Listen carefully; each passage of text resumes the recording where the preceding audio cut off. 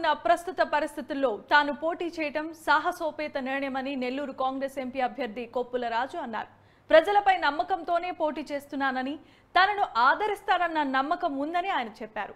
తనను గెలిపిస్తే నెల్లూరు పార్లమెంట్ అభివృద్ధికి పాటుపడతానంటున్న ఎంపీ అభ్యర్థి మాజీ ఐఏఎస్ కొప్పుల రాజుతో మా నెల్లూరు ప్రతినిధి బాలరాజు ఫేస్ టు ఫేస్ ఇప్పుడు చూద్దాం.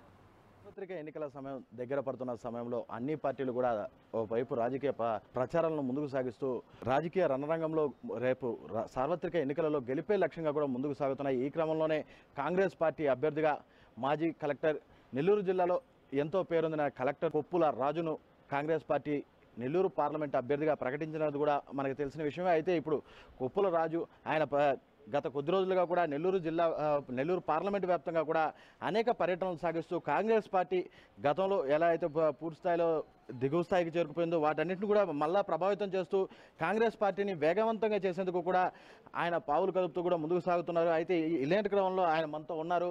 ఆయన అడిగి మరిన్ని తెలుసుకునే ప్రయత్నం చేద్దాం. సార్ చెప్పండి, కాంగ్రెస్ పార్టీ అభ్యర్థిగా మీరు ఇద్దరు ప్రత్యర్థుల మీద చేస్తున్నారు, ఇద్దరు మంచి బలమైన ప్రత్యర్థులు, మీరు ఎలా ముందుకు పోతున్నారు?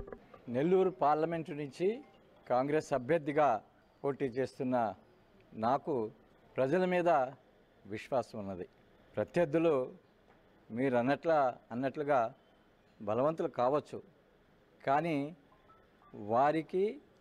వారి పార్టీ మీద ప్రజలకు విశ్వాసం ఉన్నదా అనేది ప్రశ్నించుకోవాల్సిన అవసరం ఉంది. ముఖ్యంగా ఈ దేశంలో మైనారిటీ వర్గాల వారికి భారతీయ జనతా పార్టీ నుంచి చాలా ఆందోళనగా ఉన్నది. మరి తెలుగుదేశం పార్టీ భారతీయ జనతా పార్టీతో అలయన్స్ పెట్టుకొని ఆంధ్రప్రదేశ్లో ఎలక్షన్స్ ఫైట్ చేస్తున్నారు. వైసీపీ కూడా Bharatiya Janata party B party. మరి ఈ నేపథ్యంలో తప్పకుండా ఆంధ్రప్రదేశ్లో మైనారిటీస్లో ఒక ఆలోచన వచ్చింది. మరి ఎందుకు మేము ఈ రెండు పార్టీలకు ఓటు వేయాలి?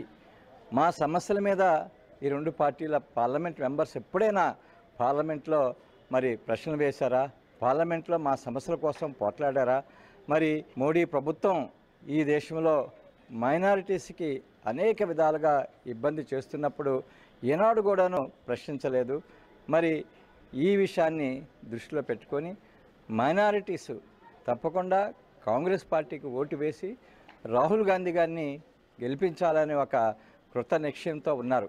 దేవకుమార్ రెడ్డి గారికి ఈ జిల్లాలో ముస్లిం వర్గాల వారితో సంబంధాలు ఉన్నాయి.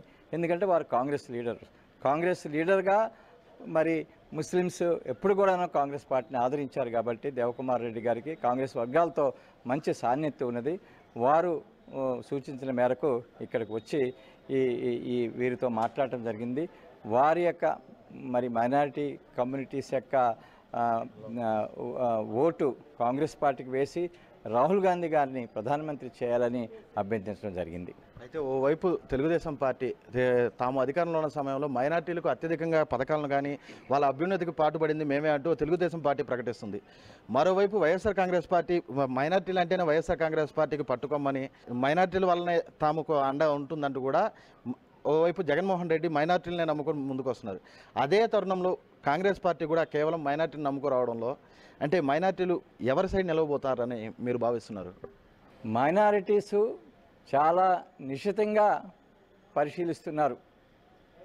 ఏ పార్టీ వారి అభివృద్ధి కోసం, వారి సంక్షేమం కోసం ఈ దేశంలో సమానమైన పౌరులుగా వారిని ట్రీట్ చేస్తున్నారు అనేది మైనారిటీస్కి తెలుసు. ప్రభుత్వంలో ఉన్నప్పుడు మైనారిటీస్ ఇది చేశామో అది చేశామో అని చెప్పుకోవటం ఒకటైతే, మరి మైనారిటీస్ మీద ఈ దేశంలో దాడులు జరుగుతున్నప్పుడు ఏనాడైనా ఈ రెండు పార్టీలకు సంబంధించినటువంటి మెంబర్స్ ఆఫ్ పార్లమెంటు దాన్ని రైజ్ చేశారా? మరి రాహుల్ గాంధీ గారిలాగా మైనారిటీ పక్షాన ఎందుకు వారు మాట్లాడటం లేదు అనేది మైనారిటీ వర్గాలు గ్రహించారు. కాబట్టి తప్పకుండా కాంగ్రెస్ పార్టీ చూస్తారని నేను అనుకుంటున్నాను. మైనారిటీస్ కోసం గతంలో కాంగ్రెస్ పార్టీ చేపట్టినటువంటి అనేక కార్యక్రమాలతో పోలిస్తే తెలుగుదేశం కానీ వైసీపీ కానీ ఏమాత్రం దరిదాపులో రారు. కాబట్టి ఇవన్నీ కూడాను మైనారిటీస్ గమనిస్తున్నారు. తప్పకుండా వారు కాంగ్రెస్ పార్టీ వైపే మొగ్గుతారని ఆశిస్తున్నాను. ఆంధ్ర రాష్ట్ర విభజన అనంతరం కాంగ్రెస్ పార్టీ ఆంధ్రాలో కావచ్చు పూర్తిగా దీనస్థితికి చేరుకున్న పరిస్థితి. నెల్లూరు జిల్లాలో కూడా చూసుకున్నట్లయితే ఒకరిద్దరు నాయకులు తప్ప ప్రజలకు తెలిసిన నాయకులు కూడా ఎవరూ లేరు. అలాంటి పరిస్థితుల్లో మీరు ఎంపీ అభ్యర్థిగా నేడు పోటీ చేస్తున్నారు. ఎలా ముందుకు పోదలుచుకున్నారు? అంటే ఎలా సమీకరణ చేయబోతున్నారు? ఇది ఒక సాహసమే అనుకోవచ్చు. కాంగ్రెస్ పార్టీ ఉన్న పరిస్థితుల్లో ఈ పార్లమెంటు స్థానం నుంచి ప్రత్యర్థులుగా ఉన్నటువంటి అభ్యర్థుల యొక్క మరి బలాల్ని దృష్టిలో పెట్టుకుంటే ఇది ఒక సాహసం కావచ్చు. అయినప్పటికీ నేను నమ్ముతున్నాను, ప్రజలు చాలా క్లియర్గా ఆలోచన చేస్తున్నారు. ఎవరు మా మెంబర్ ఆఫ్ పార్లమెంట్ అయితే ఈ యొక్క నియోజకవర్గాన్ని చక్కగా అభివృద్ధి చేస్తారు, ఒక సేవా నిరతో పనిచేస్తారనేది ప్రజలు తెలుసుకోవాలని ప్రజలు తెలుసుకుంటున్నారు. కాబట్టి వారు తప్పకుండా కాంగ్రెస్ పార్టీకి ఓటు వేస్తారని, ముఖ్యంగా కాంగ్రెస్ పార్టీ ఈ మధ్య అనౌన్స్ చేసినటువంటి మేనిఫెస్టో చాలామందిని ఆకర్షించింది.